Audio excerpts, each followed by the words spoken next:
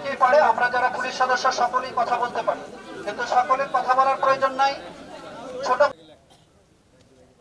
সম্মানিত পুলিশ সদস্যগণ, আপনারা সকলেই অবগত করে সর্বশেষ যখন এক দফা আন্দোলন শুরু হলো, তখন দেশের আজকের যে আন্দোলনটি এই মুহূর্তে শুরু হয়েছে সিরাজগঞ্জে, এটি সর্বপ্রথম সিরাজগঞ্জ জেলা।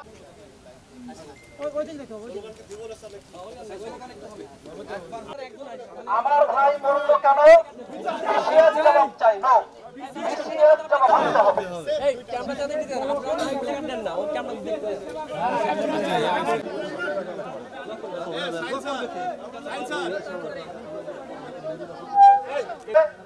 আমরা মূল প্রোগ্রামের প্রথমেই তাদের আত্মার মাধ্যমে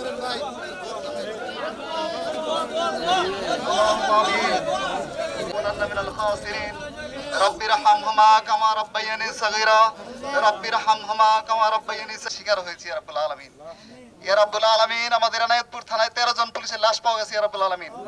আরো কতজন আলামিন, গতকাল রাতেও ঢাকা মেডিকেল কলেজের ফাঁড়িতে 7-8 একজন। 11 দফা চলবে চলবে চলবে চলবে, 11 দফা চলবে।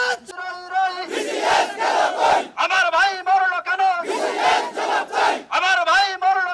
11 দফা 11 দফা 11 দফা 11 দফা 11 দফা 11 দফা 11 দফা। স্বাধীন কমিশন গঠন, পুলিশ বাহিনীকে সংস্কার করে দলীয় প্রভাব মুক্ত জনগণের কল্যাণে নিয়োজিত করতে হবে।